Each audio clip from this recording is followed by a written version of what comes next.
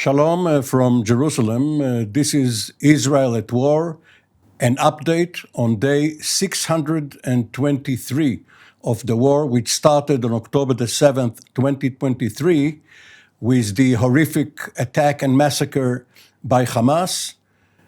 53 Israeli hostages, at least 20 of them alive, are still in Hamas captivity. I am Amir Oren, sitting in for the traveling Jonathan Hessen, and our two guests today are Reserve Brigadier General Yossi Kuperwasser, formerly the head of the Estimates and Assessment Division of the Directorate of Military Intelligence, as well as the Director General of the Ministry of Strategic Affairs.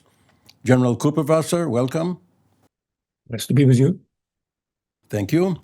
And Dr. Raphael Ben Levy, a senior fellow at the Misgav Institute and director of the Churchill program at the Argaman Institute, as well as a reserve major at the Directorate of Military Intelligence of the IDF. So thank you both for appearing. Now, our main focus is obviously on the Israeli campaign against Iran. But before we focus on President Trump and the 2-week wait at most, maybe less, he said that within 2 weeks he will make a decision, let's turn our eyes to the secondary front, which has been relatively quiet, but may all of a sudden turn out to be active, and that is the northern front, Lebanon. Earlier today, Defense Minister Israel Katz has issued a warning telling Hezbollah that it is in its best interest not to obey an order by Tehran to open a second front against Israel, because if they do fire at Israel, this front having been mostly inactive since last November, then there will be no Hezbollah. General Kuperwasser, is there a serious threat from Hezbollah which has been, for all practical reasons, down and out? Well, Hezbollah is not totally out. It still has some rockets that it can fire towards Israel. And deterring them from doing that is a necessary step. I think that they are deterred even without us doing something special.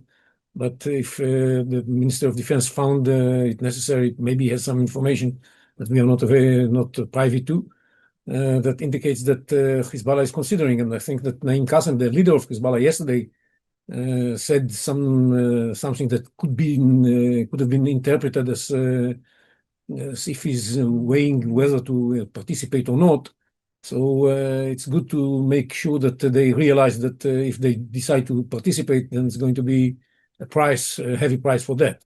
I think that what's happening in Lebanon is also that the Lebanese government issued a very clear opinion about what needs to be taking place on behalf of Hezbollah, and they expect Hezbollah not to drag the country into confrontation that is not a Lebanese confrontation. So I hope all of that is going to help Hezbollah make the necessary decision not to intervene. And yes, they are much weaker. It's not the fact that they still have some capabilities is true, but they are much, much weaker than they were before October 7th. And they realize it. That's why they don't intervene until now. We have to remember that in the original scenario that the Iranians had, Hezbollah was supposed to be the main deterrence vis-a-vis Israel with its 150,000 rockets. And it was working for a while, because Israel, whenever it was considering whether to launch an attack against the Iranian nuclear project, Israel always decided, well, there's this Hezbollah threat, why let's defer the decision. And that is not functioning anymore. The fact is that we attacked Iran, realizing that Hezbollah is not something that we have to worry about. Dr. Ben Levy, if you combine the three strengths in your background, Air Force, intelligence, and scholarly or think tank work, and consider the operational question which arises from General Kubevas's assessment.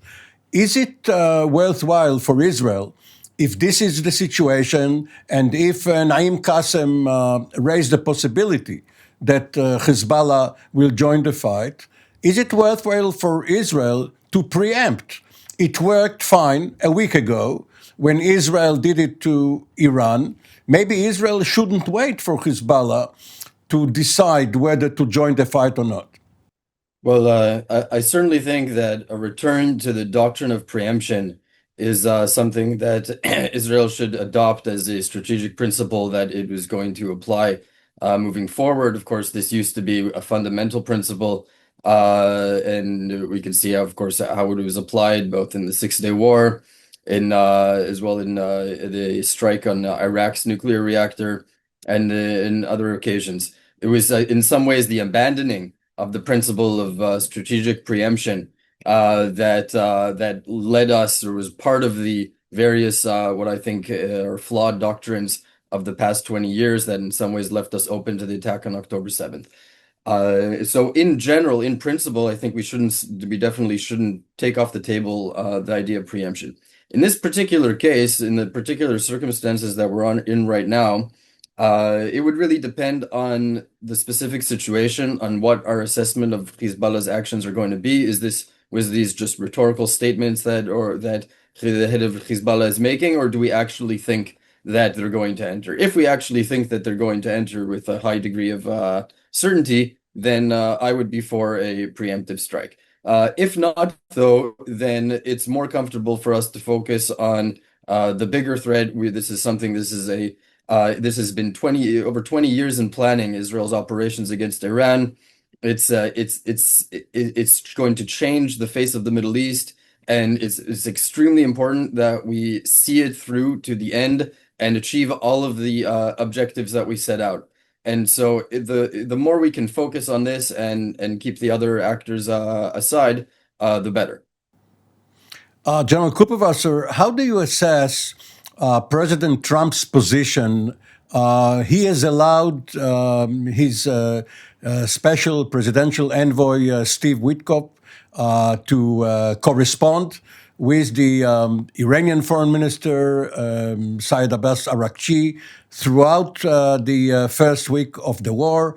Then Arakchi is traveling to meet his European counterparts. Apparently, there's a lot of let's put it, if not backtrack, that there is some track of diplomacy, although Trump announced that having waited 60 days and the Iranians not meeting his deadline, on the 61st day, it was fine with him that Israel started the campaign. Apparently, he's now extending the deadline for another 2 weeks, even though the war is still going on. How do you assess his position, his performance, and his goals?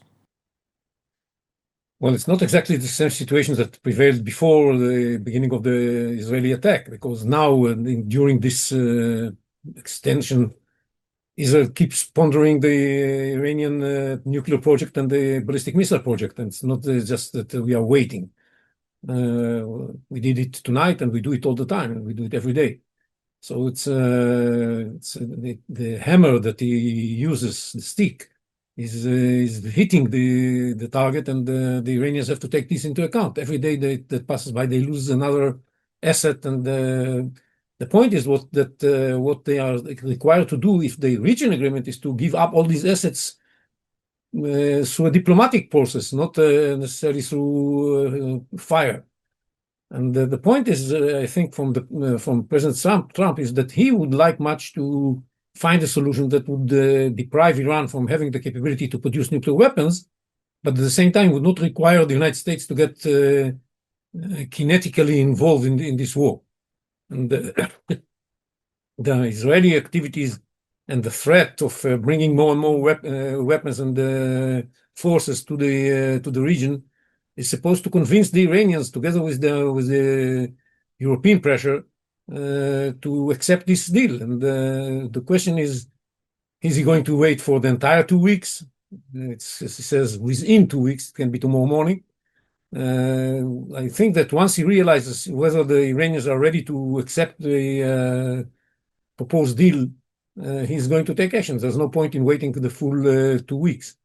But it's going to take a few days before we realize. We see today when they meet the European foreign ministers, and we'll see following that if they are going to be some connections, some meetings or exchange with Witkoff, and he's going to get a picture of where the Iranians stand. And if they are stubborn and refuse to move forward, then he might take action. I think this is he wants to put the onus of the decision that he's going to make about intervening on the shoulders of the Iranians, instead of being seen as one who took a decision that could be avoided. He wants to prove that the decision could not be avoided. And because of everything that's happening inside the United States, the criticism he gets from some elements within MAGA. So he has to prove that he gave the opportunity to the Iranians to make it unnecessary to strike. That's where we stand. I just hope that the Europeans are going not just to be listening, but also to show their stick, because they have another leverage on the Iranians, which is the snapback. If they're going to tell the Iranians, if the Iranians are not going to adhere to the conditions put forward by President Trump, then they are going to snap back the sanctions. Then this is a threat that the Iranians might take seriously and understand that this means that they have to capitulate. Dr. Ben Levy, in a few weeks' time, we will mark the 10th anniversary of the signing of the JCPOA, the Joint Comprehensive Plan of Action, and perhaps the lone survivor, the last one standing from that picture, at least in the second row, is the above-mentioned Arakchi, who was the deputy for Mohammad Javad Zarif, the Iranian foreign minister who negotiated for Tehran at the time. Now, as we all remember, 3 years after that signing, Donald Trump, in his first term in office, revoked the American participation in it. It was, in a way, regime change. Obama was gone, Trump was in, and he changed it. What would stop the Iranians from doing the same thing in reverse? Sign the same deal that Trump dictates to them, but then down the road try to wiggle their way out of it. Yeah, well, obviously the most important thing that's going to stop them is the fact that Israel is going to destroy their physical capabilities to rebuild it or to build it, right? And you know, there's a lot of people that have said over the years, well, if Israel strikes, that's going to force them to then try and break out, or that's going to force their decision to try and then race to a bomb. And I think this is flawed thinking. Because first of all, Israel struck because it saw that they're going to a bomb, that they have made the decision already. It's not that Israel's strike is going to force their decision. The decision was made. That's why we had to strike. Second of all, given Israel's success up till now, and obviously the operations are ongoing, but even the success up till now in destroying so many elements of both the nuclear program and the ballistic missile program. Of course, it still needs to finish Fordo, and that's a big challenge, but I think we will do it. Then, given all of that, Iran's going to turn around at the end of this, and they're going to be faced with the decision, assuming the regime still exists, right? But it's going to be faced with the decision. Does it now try to reinvest all of those resources that is invested over the past 20 years that have just been destroyed? Is it able to make that decision knowing that Israel has already proven its capability and willingness to act to destroy it?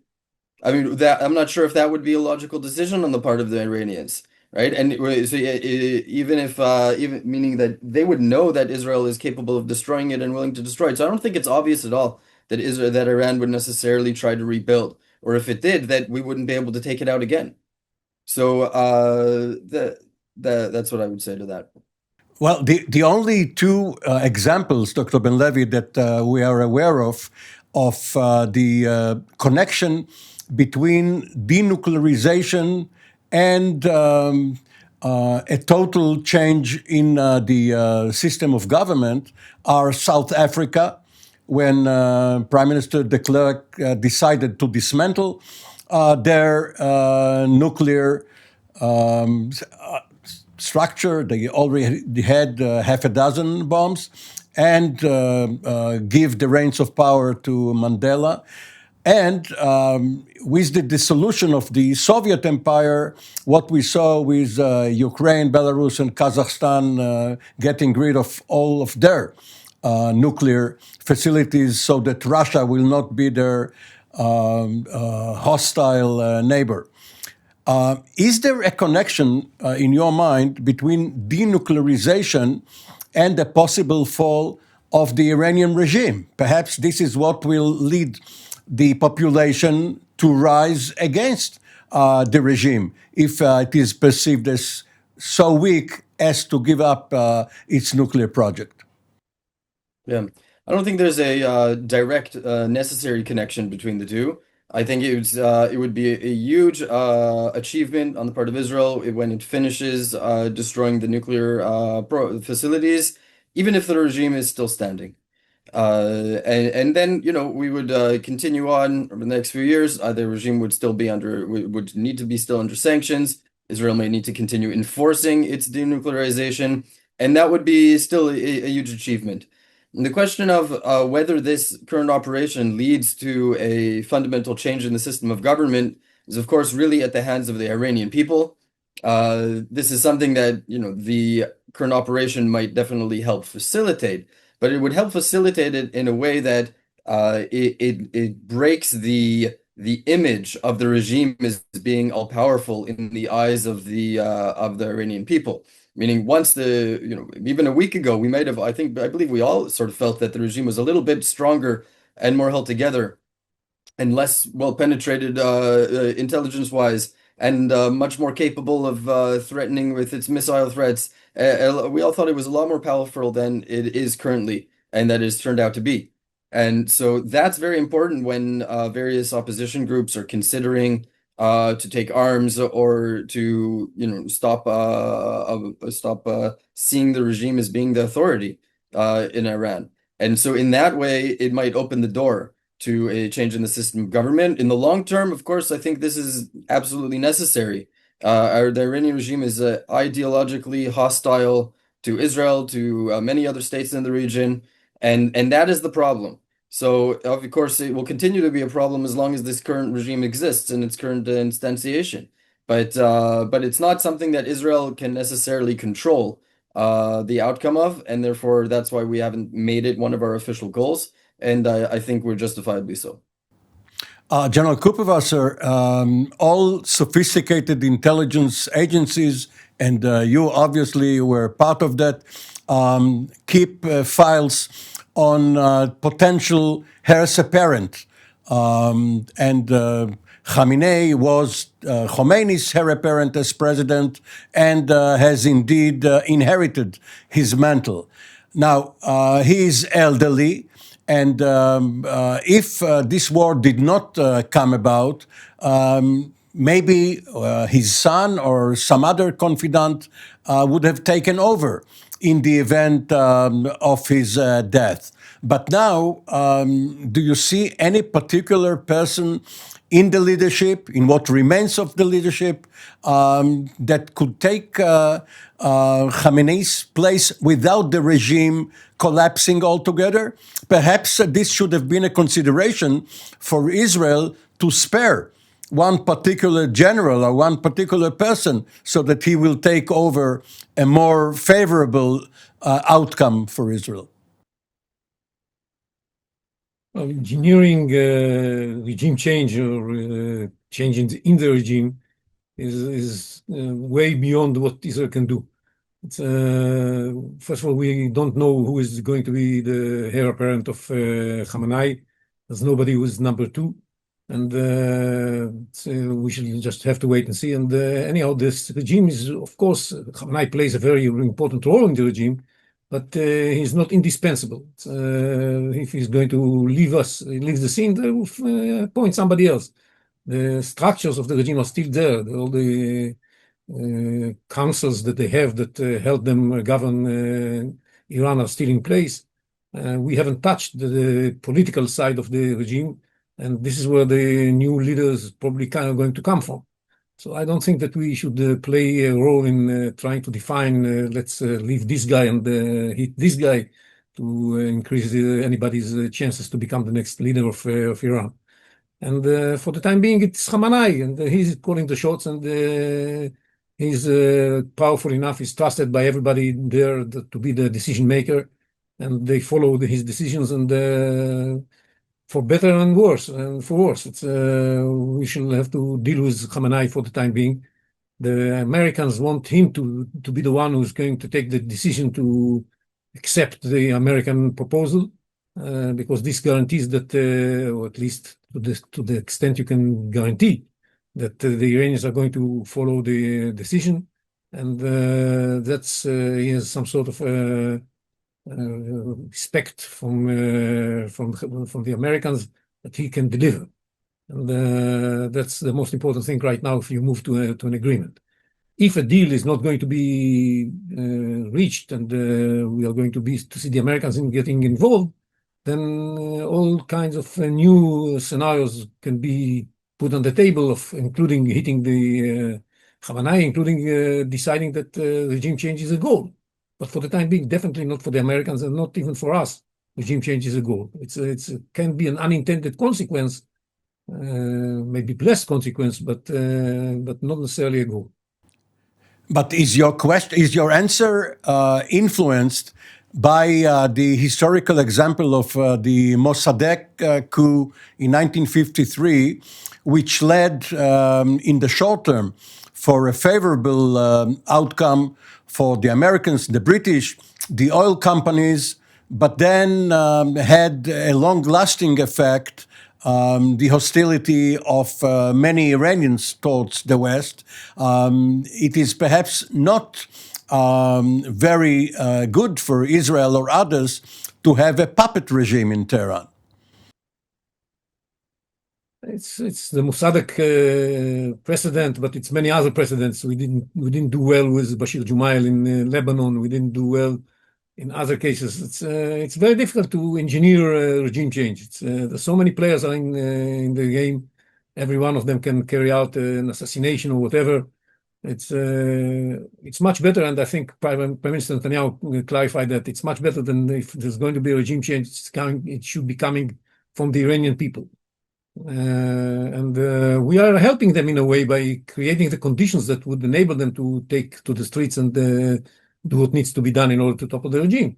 But we are not going to replace them. It's eventually going to be their decision whether to do it or not, and how to do it, and who's going to be the next president or leader of Iran, and how they move from a totalitarian regime that is extremely fanatic religious, the interpretation of religion, to a democratic regime that would really allow them to be ruled by those who have the majority of support or supporters.